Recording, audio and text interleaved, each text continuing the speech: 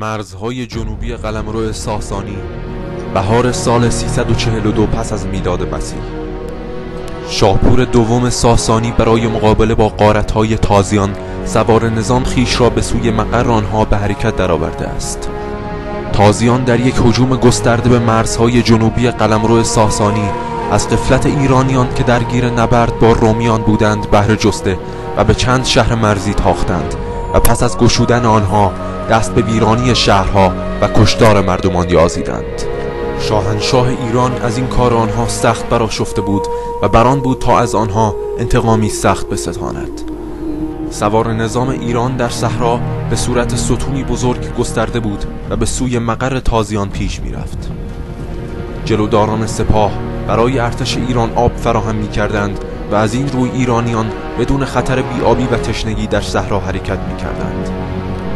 سوار نظام زبده ساسانی آماده بود تا هر گونه هجوم تازیان را در هم بکوبد، ضمن آنکه دشت‌های باز آنجا برای مانور سوار نظام ایران بی همتا بود. تنها مشکل ایرانیان داشتن زره و کاسکای فلزی بود که آنها را در گرمای صحرا خسته و تشنه می‌کرد. تازیان گمان نمی‌کردند که لاجستیک ارتش ایران تا این حد پیش رفته و جسارت شاهنشاه تا آن حد باشد که به تعقیب آنها در صحرا بپردازد، چرا که آنها همواره پس از هر غارتگری به محض رویارویی با ارتش ایران به درون صحراها می‌گریختند. 5000 تن از این ارتش را افراد گارد مخصوص شاپور دوم تشکیل می‌دادند که همواره در رکاب او در حرکت بودند. صحرای گرم و سوزان که می‌رفت به گور تازیان بدل گردد تا دیگر به اندیشه تازش به ایران و مردم ایران نیفتند.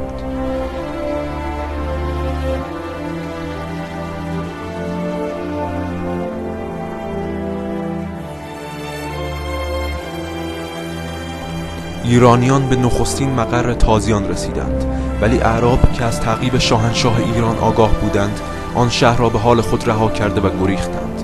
ارتش ایران به شهر درآمد و به فرمان شاهنشاه شهر را که اکنون خالی از سکنه بود به آتش کشید تا در حمله‌های بعدی تازیان مورد استفاده قرار نگیرد.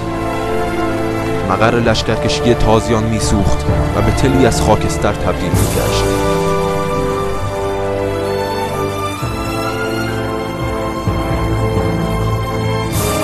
شاپور دوم آن شهر را که دیگر ارزشی برایش نداشت پشت سر نهاد و به تعقیب اعراب ادامه داد. تازیان در همان حال که می‌گریختند مردان دیگر قبایل عرب به آنها می‌پیوستند و ارتش آنها را پرشمارتر می‌ساختند و زمانی که شمار نیروهای تازی به حد کافی رسید از گریز باز ایستاد و راه را بر ارتش مهاجم ایران بست. ارتش پرتعداد تازی در برابر ایرانیان صف بست. تمام مردان قبایل به ارتش تازیان پیوسته بودند، ولی این نیروی پرشمار از بی‌نظمی ذاتی خود رنج می‌برد و سربازانش هم از روحیه نیرومندی برخوردار نبودند. جنگاوران ایرانی که از تعقیب دشمنی بزدل که در خاک خود می‌گریخت به خشم آمده بودند، اکنون از فرا رسیدن روز انتقام خوشحال به نظر می‌رسیدند. شاهنشاه بزرگ بر دشمنان خود می‌نگریست. درفش شکوهمند کاویانی که در برابر پرتوان خورشید درخششی بی همتا داشت به نیروهای ایرانی روحیه می‌بخشید.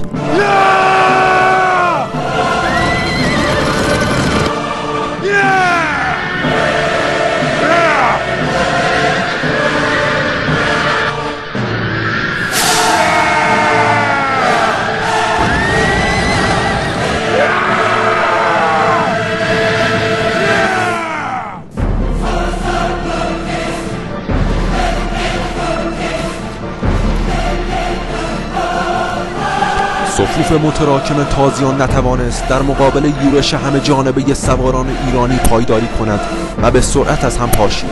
فرمانده عرب شاهد از هم پاشیده شدن صفوف سربازانش بود، ولی آنها پیاده بودند و ایرانیان سواره.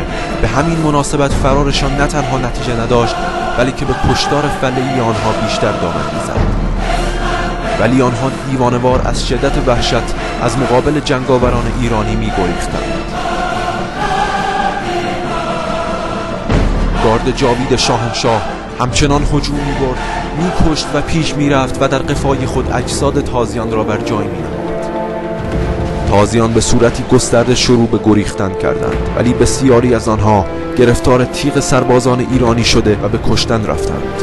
شاپور فرمان داده بود که نیروهایش اسیر نپذیرند و تمام جنگجویان عرب را کشتار کنند. کار جنبه تلافی داشت، چرا که این وحشیان مردمان شهرهای گشوده شده ایرانی را کشتار کرده بودند. با از جان گذشتگی ایرانیان 45,000 کشته عرب که نعش‌هایشان صحرا را مفروش کرده بود پایان نبرد را آشکار می‌کرد. هجوم گسترده تازیان به درایت شاهنشاه شاپور بزرگ در هم شکسته شد.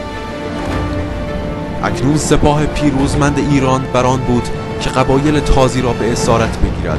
دیگر هیچ ارتشی که بتواند جلوی ایرانیان را بگیرد وجود نداشت.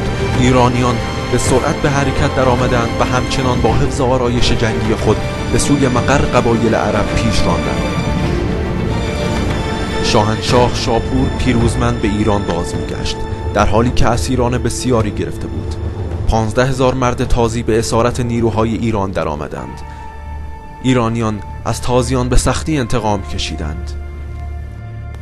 اکنون سزای بردگان عرب این بود که تا عمر دارند در معادن ایران کار کنند و جان دهند.